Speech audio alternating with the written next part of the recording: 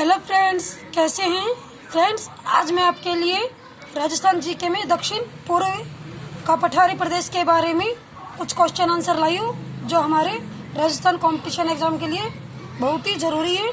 तो देखते हैं। फर्स्ट क्वेश्चन है हमारा, पठारी प्रदेश में सबसे अधिक खनिज क्यों पाए जाते हैं।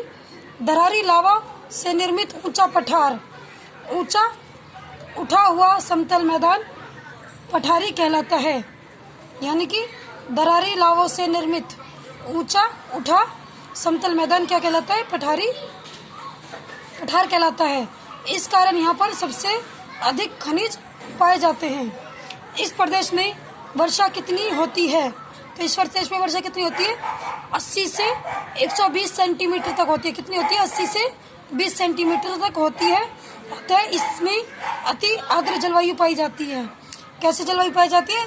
अति आर्द्र, ज़्यादा आर्द्र पाई जाती है, नमी वाली।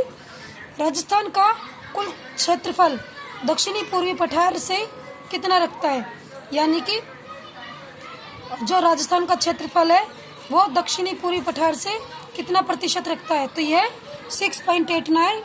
राज्य की जनसंख्या का क्षेत्रफल 6.89 और राज्य की कुल जनसंख्या का कितना रखता है? 11% निवास करती है इस प्रदेश में जनसंख्या।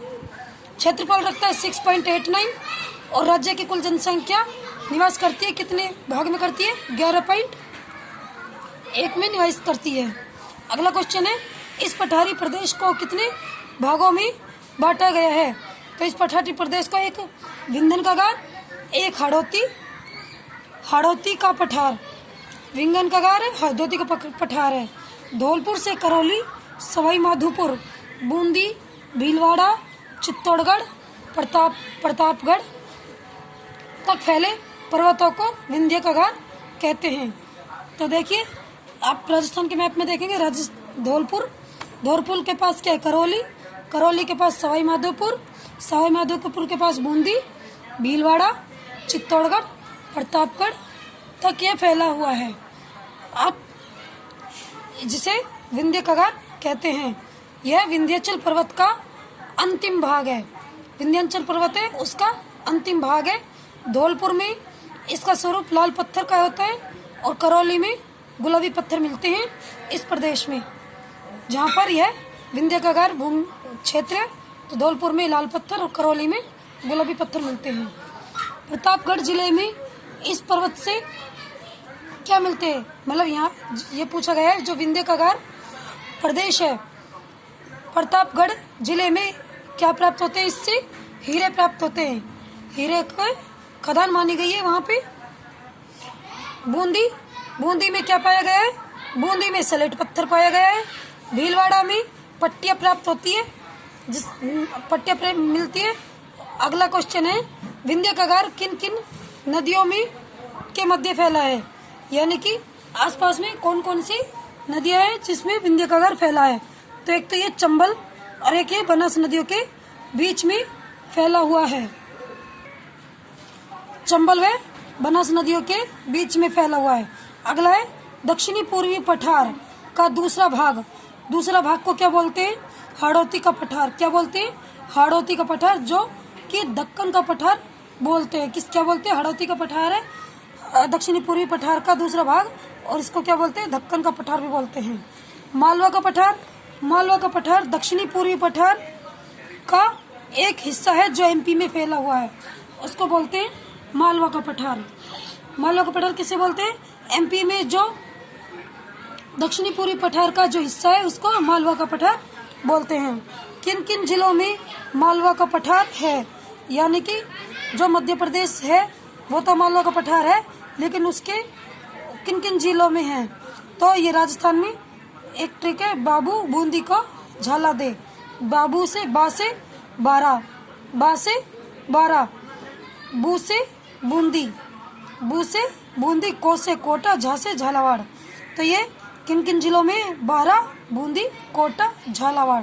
तो आप देखेंगे इनके पास मध्य प्रदेश है और वहाँ से जो निकलती है दक्षिणी पूर्वी पठार, तो ये 12, बूंदी, कोटा, झालावाड़ में जो निकलता है उसको मालवा का पठार बोलते हैं।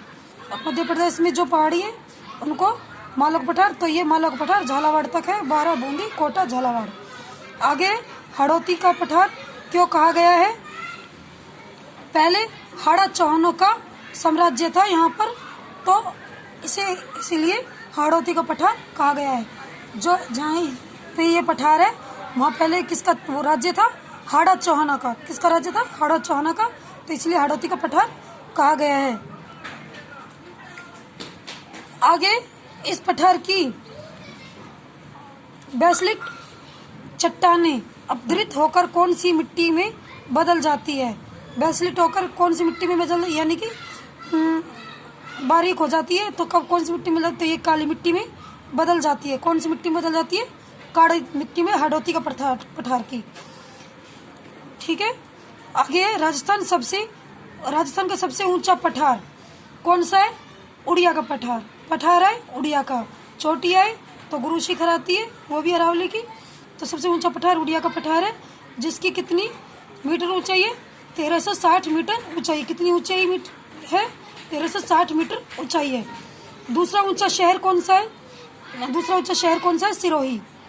सबसे मतलब जो दूसरा ऊंचा शहर है सिरोही है।